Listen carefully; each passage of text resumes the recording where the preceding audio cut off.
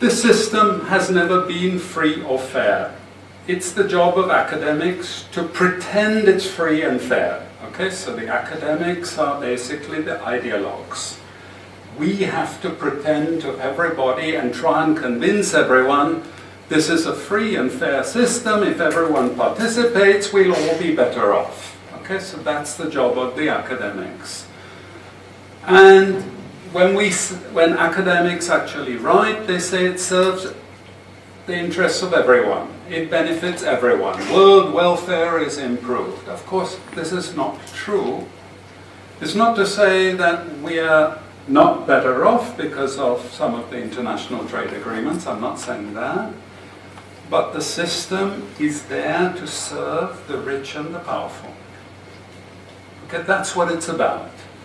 It's basically not even countries in the final instance, it's the corporations. Okay, it just so happens that initially most of the rich and powerful corporations are located in the United States, Europe. But this is also changing now. You know, in the not too distant future, the country calling the shots will be China. Okay, its corporations are starting to dominate the globe. And for any of you under any illusion thinking, oh, China will be much better than the Americans were, forget it. You know, it's always the same. What matters is money, you know, not the human beings. So China will do the same that all countries have done in the past.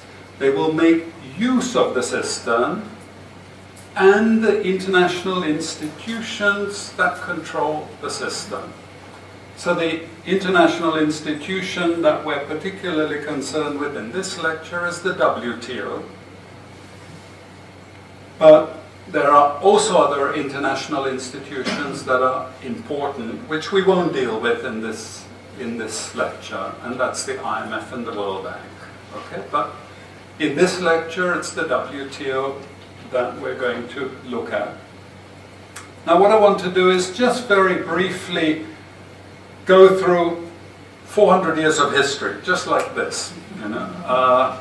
And why this is important to me is because when we talk about free trade today and countries having the right to choose, we forget that the countries, most of the countries we're talking about, were colonized. We forget that those countries were actually had their developments completely distorted and